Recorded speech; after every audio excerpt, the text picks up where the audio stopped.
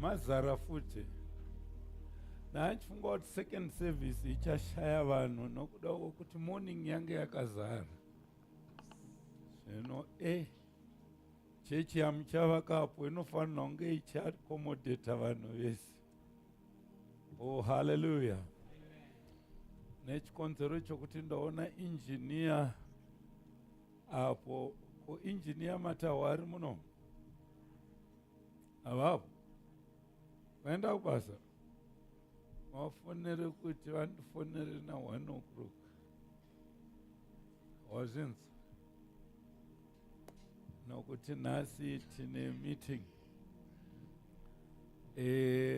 Ndakakuudzai sondo rakapera kuti tanga tanzi nechipiri muuye kuzotora maplan Seat of Harare. Engineer vakaenda vakadzoka vasina, ndokuzodzokera nechishano ndokuna hawana azopedza kudhindwa manje amuofisi.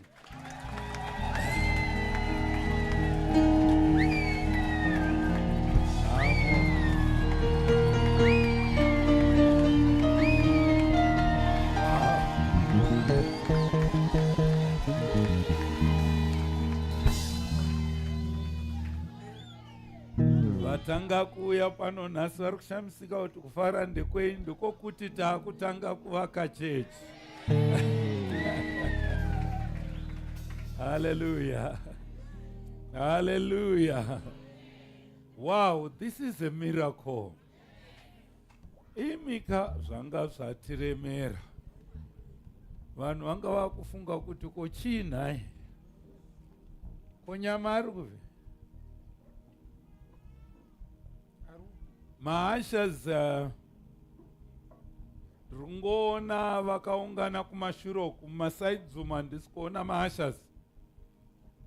Tine vaenzi vakawanda ka, kuti kana mugere pasi hamumboona zviri kuitika. Mumwe anotorerwa bhegi iwe ugere zvako ipopa. Jaranai maposition ende munge muchiona area yako yauri. Hatisi tose tinonamata tinouya, tine shamwari dzedu dzinoda kuuya pane vazhinji kudai. Nozonzwa vamwe vakuchema vachiti ndashaya bhegi rangu, iwe wanga ugere zvako. Please ndapota, let's man our positions. Shasha ikazviona kuti pana ari kutarisa tarisa inobva yanyarawo. Nyama ari pano naye ndinomutarisa kapo, unfanogara naadzimai kapa.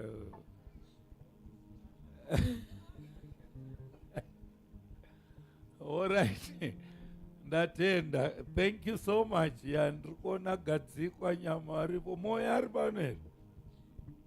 Wonderful.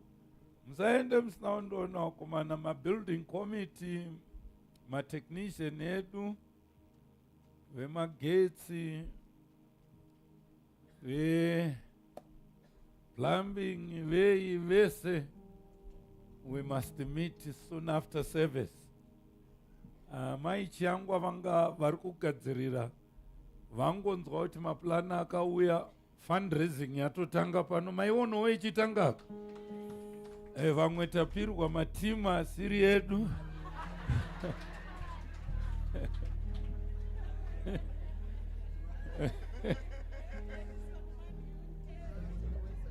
Tanga tangonzi money you.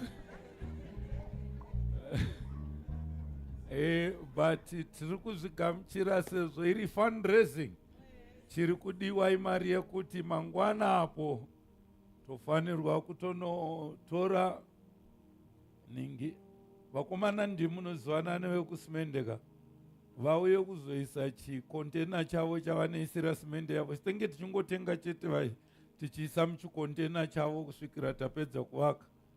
Toda kuzonzwa ripoti iyoyo mangwana kuti zvaapapi kontena yesimende inge yapano. Thank you. Sorry ndiri kutorora time nenyaya yekuvaka. Izvo kuramba tiri mutende hatichada, takuda kuenda munje. Baba Muza vari pano here. Right, yes. Musazoshayikwa pakomeni. Zvamakaita zuva iri tichakubhadharisa. Okay, Baba Muza ndivo vandinovaka navo kumufaro. Saka ivo ndo vatakushanda navo pano manje vanogona kuita zvese. Now, I thank you very much. Ndikufara kuona muzukuru wangu Nasari panapo wanga wambonditiza kaya. Mai munyuki vanga vasingaoneke, vanga vamboenda kumusha kumbonogadzirira kurima. Ndiri kuona murume hapo kubva kwehosi inosiya imweka. Vakasara kumusha. All right. Ndichamupawo sabhuku. All right. Now, tine vafundisi vari pakati pedu vauya kuzopinda nesu nhasi panapa. Tina Pastor Ndoa. Simukai mufundisi. Pastor Ndoa. Mufundisi vedu vari ku Victoria Falls kumapopoma uko ndo kwavari. Thank you very much, Pastor Ndoa. I'm happy to see you. Mwari vakuitirei sakanaka. Nanda kushaya. All right, take a seat. Ndaiva naSwanda pandaiviga mufundisi masiyambiri kuChinoi. Pastor Swanda was with me. Ndakamuona ariko. Anoziva ukama. Tina mufundisi Mchechetere. Mai Mchechetere, where are you? Where are you seated? There she is, my mufundisi Mchechetere. She's from Chegutu. Vanobva mufundisi vedu kuChegutu ndo kwavari. We love you and God richly bless you. Tina mai mufundisi Chikutirwe. Hello, my pastor. How are you doing? Good to see you. Rukufara kuonai. Moyo wangu wafara zvikuru pandakuona mugere ipapo. Na ndakuda kuti nhasi handichaparidza ndakusiyira iwewe. Aiwa, unofanirwa kuzomira uchishumira. Okay. Yeah, zvinopera. I know what I'm talking about. Tina mufundisi wedu Chisirimun.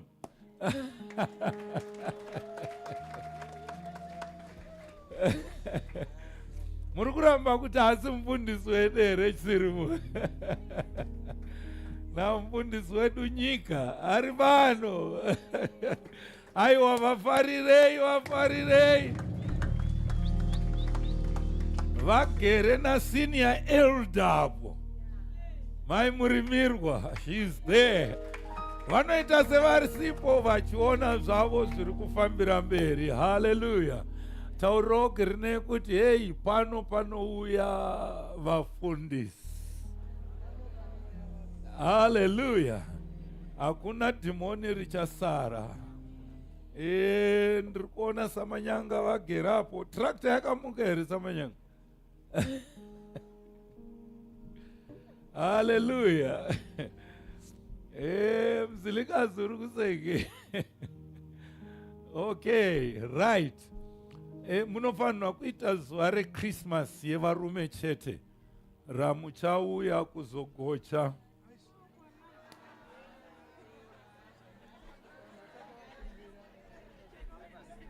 Makurumbidza musi kuziva kwandiri kuenda.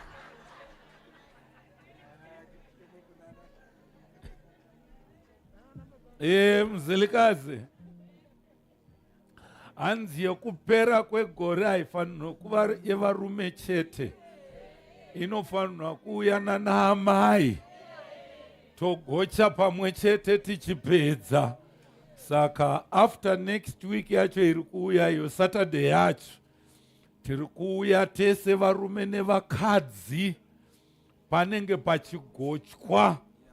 Tiri kuuraya mombe, mbudzi nehwai pachigochwa, mazondo.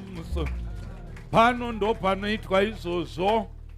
Ende nokuti tatanga kuvakaka tofanirwa kucelebrata pano. Nokuti ndeChristmas yatichawana panapa. Loma chemete. Kuiwe wanonokerei? Tapedza kaini. elder wangu huyu. All right, thank you. Ndosaka ndichikuda ndokufarira nokuda kwa izvozvi. Now tinofanirwa kuungana. Bhaibheri rinoti kuna mabasa avapostori havana kurega kuungana pamwe chete, vachimedura chingwa, vachidya pamwe chete, vachifamba nedzidziso yevaapostora. Oh, haleluya. Pane mumwe mufundisi wanga ndakanganwa, mufundisi Dhlakama Sumukai. Mfundisi Dhlakama, yes, thank you. Mfundisi Dhlakama ndeve kuChinhoi, kuye kwaimbonzi Sinoya. KuChinhoi ndokunobva mufundisi Dhlakama. Mose iti Dhlakama. Oh, ninge hapo nasinai. Ondiwa. Okay, ndiye anogona kundigadzirisa paChindevere. Anogara achindikorekta kana ndachichikora munhu anteera uko. Mufundisi pai panga muchitaura pai hazvinzwaro zvinonzi. Hallelujah. Muchechi medu muzere zvose. Now, handisi kuziva chimbo chinoenderana nemharidzo yandiinayo panapa. Chimbo chacho kuti chinonzi kudii. Asi ndichangosiyira kuvaimbi vavava kuti vangotiimbira kuti mufudzi ndiye Jehovha anotichengeta. Hapana chandinoshayiwa ndichivimba naye. Ngatibatsiranei kuimba chimbo ichi zvakasimba. Ndofunga zvinotiitira zvakanaka. Baba Musilikazi, kana pana namai manje varume vanenge vasisabikeka, asi anenge achigocha ndiani uko havasi vakadzi futi, varume vanenge vachigochaka, munenge muchivaitira zvese vagere zvavo. All right, thank you.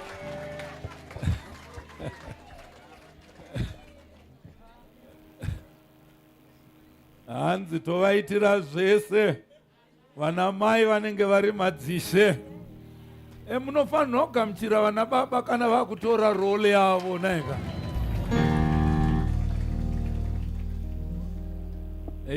Kubvira kare nakare ndaisangana nava chivhima kubasa kwavo, ndikangosvika chete zonzi garai apa. Handina kuziva kuti nyama inenge ichitogochewa uko yatoibva kudhara. Varume vanogocha ivava chaizvo, haikona mbichana. Musena ari kuve. Ya. Varume vava ukavaisa kunogochewa uku zvinofamba. Endo vanogona kuraidza futi ikoko.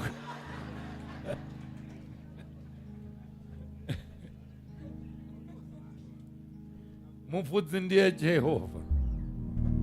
Ngatisumukei. Mufudzi ndiye Jehovha, iye anondi ona hapana chandino ndichivimba naye ipo panama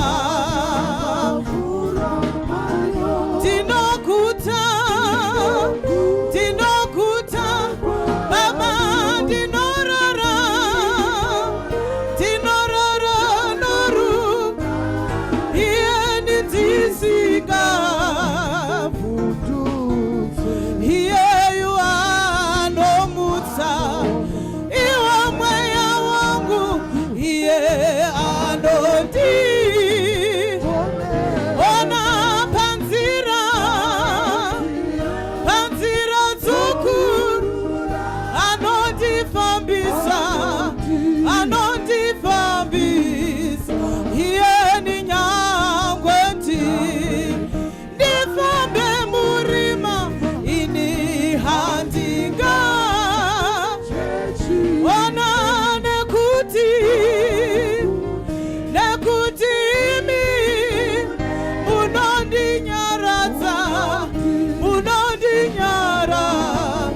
Jesu mandikadzirira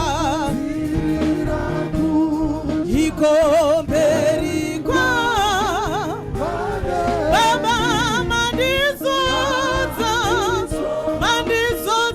nama andishaya chinu idzondurambo netsitsi dzenyu izvo zvinozo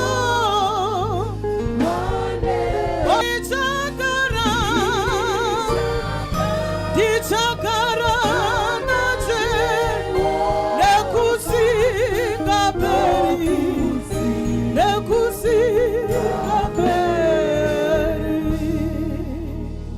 Mwari Baba vedu muri kudenga, ndamira pamberi pevana venyu vamakatenga neropa risina gwapa, ropa risina chipomerwa.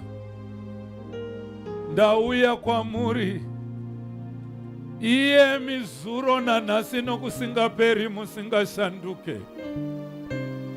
Baba, ndinokumbira nyasha dzamunopa vanoshumira shoko renyu. Pandichataura shoko renyu, zodzai ndangariro dzevana venyu nemoyo yavo. Shoko renyu riwire pavhu rakanaka, ribereke zvibereko zvinoisa kuupenyu. Baba, ndinonamata nokusuma Baba nguva ino kwamuri. Uvepo hwenyu ngaunzwike pakati pedu.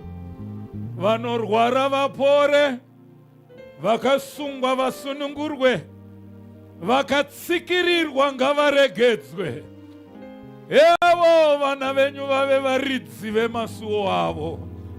Ndanamata muzita raJesu. Haleluya. Amen. Mandiga ziriraku ikomberi kwa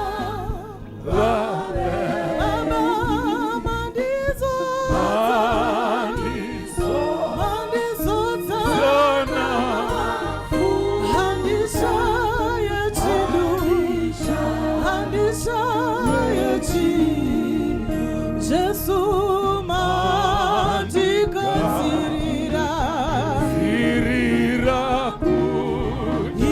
ikomberi kwa Baba mandizodza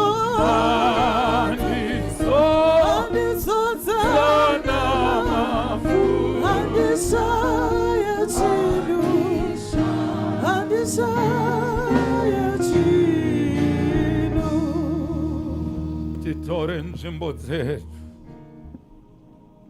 Genesis 22 verse 17.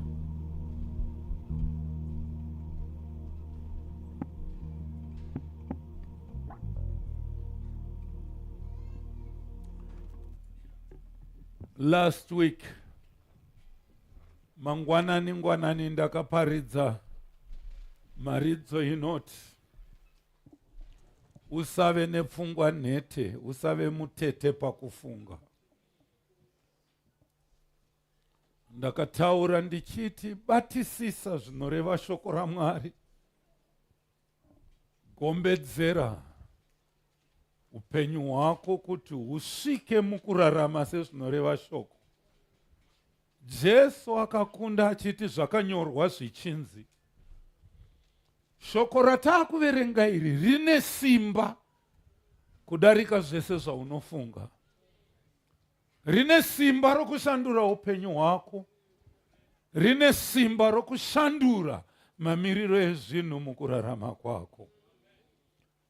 Hapana n'anga kana muroyi anokunda simba rine shoko raMwari. Second service ndakaparidza about God of more than enough, God of abundance. Ndakataura pamusoro paJehovha Jaire. Muchiri kurangarira here panapa? Nhasi ndiri kutangira pandakasiyira. Ndiri kuverenga Genesis 22 pa 17. Mwari achitaura naAbrahama pane shoko randakasiya randisina kuparidza randiri kuti point number 2 nhasi ndichipfuurira mberi. Verengai vakanga vari muno, takaverenga rugwaro ruri last week. Verenga. Ndichakuropafadza kwazvo, ndichawanza vana vako kwazvo senyeredzi dzokudenga. Teererai achiverenga. Anoti ndichakuropafadza mbichana. Halo? No, Mwari haana mbichana. Kana achiita anoita zvinhu zvake chaizvo. Because he is God of more than enough. Is God of abundance. Verengai mushamai. Ndichakuropafadza kwazvo. Ndichawanza vana vako kwazvo senyeredzi dzokudenga. Uye sejecha riri pamhenderekedzo dzegungwa. Vana vako vachava varidzi vamasuo avavengi vavo. And thy seed shall possess the gate of his enemies. Can we read that? Thy seed? The gates of his enemies. Vana vako havasi kuzova vaputi vembanje. Havasi kuzova vanwi vemutoriro. Vana vako shall possess the gates of the enemies. Oh, come on, man. Vana vako shall possess. Oh, my God. Vana vako. NdiAbraham ari kurehwa. Zvino vana vacho vamwe vacho ndisu tiri pano. So thank you for that poor amen. Ndati vana vacho.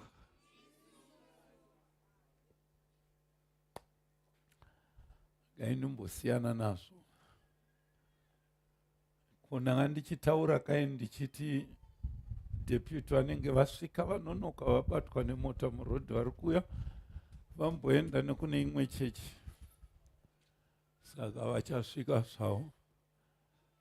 Ndichitika ndizotaura varipo kuti December we tinowanzombozorora. Pane vane zviziva. Ndati December tinowanzodii? Tinombowanzokuzorora. Zvino mwiri uyu unenge wakutaura. Ndikapedza kuparidza pano maenda kune zvinosara zvichiitika imaenda. Svondo rese rinenge ndiri mukati, kuona kwaMutare, kuBhaiti bridge kupi kwafamba sei. Saka tinombozorora. Saka kana tazorora manje, panapa manje pazere vafundisi. Hapana chokuchema. Halo? Ndati pano hapana chokudii? Chokuchema. Yes, Minister Simba, thank you. Now, nyaya yandakutaura panapa zvanzi, uyu ndiMwari ari kutaurira Abraham. Ari kuti vana vako, they shall possess the gates of the enemies. Now,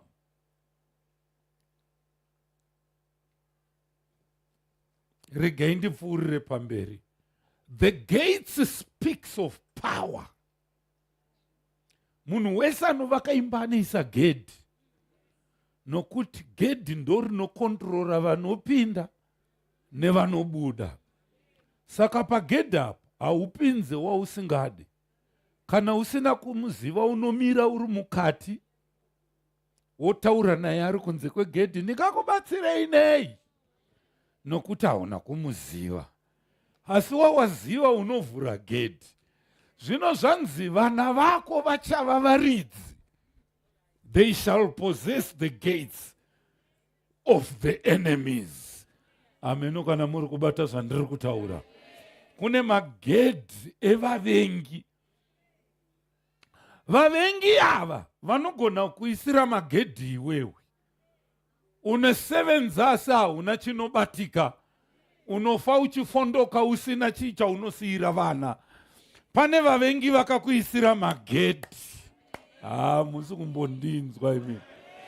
Pane masuo anoiswa kunzi kwaari kuenda ngaarege kusvika afire murodhi. Ndozvitaura zvangu inini. Muneni here chechi kutendeiro. Now kune masuo anoiswa kuti waberekwa zvako asi uyu haroorwe. Uyu akaroorwa ngaadzoke. Shamwari kune magedhi atinoisirwa. But Bhaibheri rangu rati vana vako havasi kuzotongwa nemagedhi evavengi. Ndozvitaura zvangu here. Vana vako havasi kuzotongwa nemagedhi evavengi. Kureva kuti varoyi vemusha mako zvavakakuisira magedhi. Iwewe you must possess the gates of the enemies. Vanoronga. Uchiti ukakwira kamota kako hanzi shamwari vanhu ivavo vanoronga. Last Monday ndapedza kuviga mufundisi musinoyo. Ndakaenda kunorara kuHurungwe. Pamba pangu chaipo. Ndakasvika mhepo yatanga, mvura yatanga. Kuti ndiburuke kunovhura gedha paiburikika nemvura yacho. Ndakaramba ndigere ndakatarisa mhepo ichivhuvhudza. Mumwe muti payadhi pangu ukatochikoka ndakatarisa ndiri mumota. Mheni ichirova. Ndapedza ndapinda mumba manje. Foni ngiriri. Nebha wangu akarima fodya gori rakapera. Ndokubva atenga mombe dzake 3. Akati goro rino handichakumbira dzokurimisa. Mheni yanga ichirova iyi yarova mombe dzake 2 kwasara 1. Vanhu vaiuya vachiona vaitotaura kuti ndamainingava. Ndamai guru vake mukadzongo. Ndiningi uyu. Vanhu vanozivana mumaraino.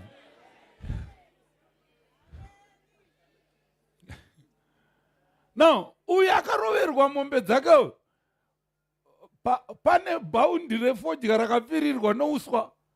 Uswa humwe hwakarembera mudanga iri mombe dzakasungirirwa pazvimuti. Zvimuti hazvina kutsva. Uswa hauna kutsva. Chakafa imombe chete. Magedhi evanhu. Magedhi evavengi. Gore rakapera murume uyu akaparidzwa namai changu akatendeuka nemukadzi wake. Vaienda kuchechi. Asi patikazodzoka tikanzwa kuti vakaheduka vaakudhakwa zvisina akamboona. Apa haasisina manji zvinovhara magedhi evavengi. Goro rino achiti ndakawana po ndakatenga mombe dzangu ine achihumwa.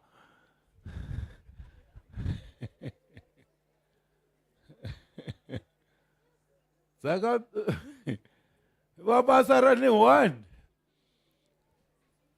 Akufonera mufundisi mune mombe dzakawanda mungandipuwo 1. Ndakati inozorohwa nemheni inokuti iwe hauna mate. Ndawanga uchinamata ndakupa. Ndikakupa ukavharira mudanga rako risina gedhi rinovhara vavengi. Amino kana muri kubata zvandiri kutaura. Bvunzo ugere naye kuti iwe, are you possessing your gates? Pana ari kubata here zvandiri kutaura panapa. Vavengi vanouya kuzoita zvavanoda mumba mako, vanoita zvavanoda nevana vako. Asi Mwari anotaura achiti vana vako, they shall possess the gates of their enemies. Talking to somebody, pana ari kundinzwa here panapa. Pane mumwe akatogarwa so negedhi romuvengi.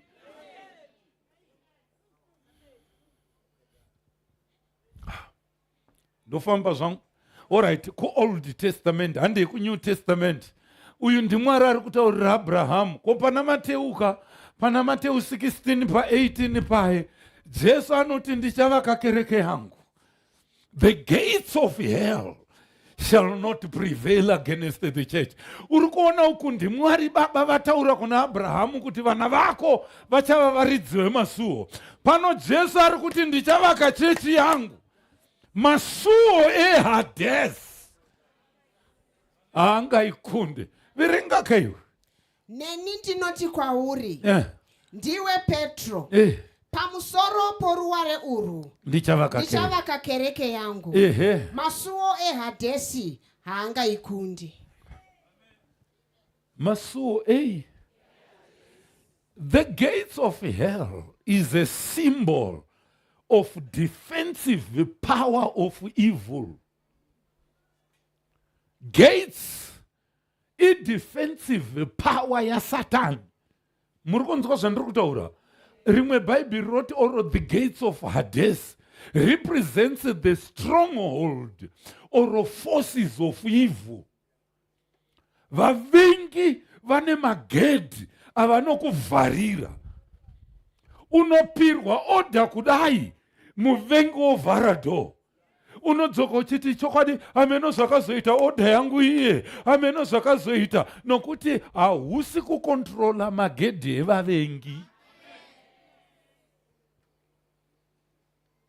Zuva chairo ranga uchida kuroorwa, wanzwa zvino paitika accident, ningi afa, pane vavengi vari kukontrola magedhi.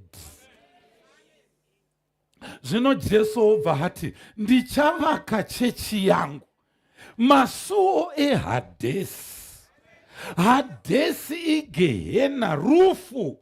Masuo erufu neHadesi haangaikunde. Come on, man. Ukaona uchipinda chechi ine simba inokontrolwa nevaroitiza. Masuo eHadesi haangaikunde chechi yaMwari. Kana tauya muno vabereki vedu isusu pavakanga vachinamata tiri vana vadiki, vaiti varwere vakauya vakasvika mumba, ukanzwa wanaimba achiti Mwari muri zu orinopenya pa uzuru simweya iwo ngaone babapa famba. Ukanzwa voti muri nhovo yedu, hatidzitye hondo dzedu dzose, kwete one, dzose dzinokundwa nemi Mwari. Isu tigouya kwamuri tichifara. Vachiimba kudaro, madhimoni anobuda, varwere vanopora. Nokuti Jesu anoti ndichavaka kereke yangu, masuo eHadesi haangaikundi. Iwe uri muchechi muno, uri kukontrolwa nemagedhi eHadesi. Something must be wrong. Pane chinofanirwa, nokuti healing power iri muno muchechi. Kuporeswa kwevarwere kuri muno muchechi. Mweya yakaipa inotiza muno muchechi. Sei uchiuya uchingodzokera wakadaro? Sei uchiuya uchingodzokera wakadaro? Nokuti pano panyika hakuna kumwe kwatichaenda. Pana rikubata zvandiri kutaura here panapa? Hakuna kumwe kwatichaenda. Jesu anoti ndichavaka kereke yangu, uye vana vangu inini vachava varidzi vemasuo. Pana rikubata zvandiri kutaura here panapa? Vachava varidzi vemasuo. Masuo atiri kutaura hatisi kureva kuzarura gedhi iro rinopinda panapa. Pane masuo emweya. Ndati pane masuo emweya. Unofanirwa kontrola masuo emweya. Hapana chinofanirwa kupinda mumhuri mako usingazive iwewe. ungave urombo, kungave kushupika, unofanirwa kukontrola magedhi iwayo iwewe wacho. Ameno kana muri kundinzwa nasi. Wasevenza makore, no promotion. Hapana kana chiripo, basa rinopera kuenda kumusha. Wakutonokumbira tumadhara tomusha mombe dzau. Waite imu Harare. Nasi pano nestara Jesu. Pane mumwe ari kukontrola masuo ezvakashata zviri kuitika mukati memba yake. Pane ari kubata here zvandiri kutaura panapa. Cheche haifanirwe kunge kirabho yokungouya muchiimba, muchitamba, muchienda kumba. Pane masuo anofanirwa kuparara.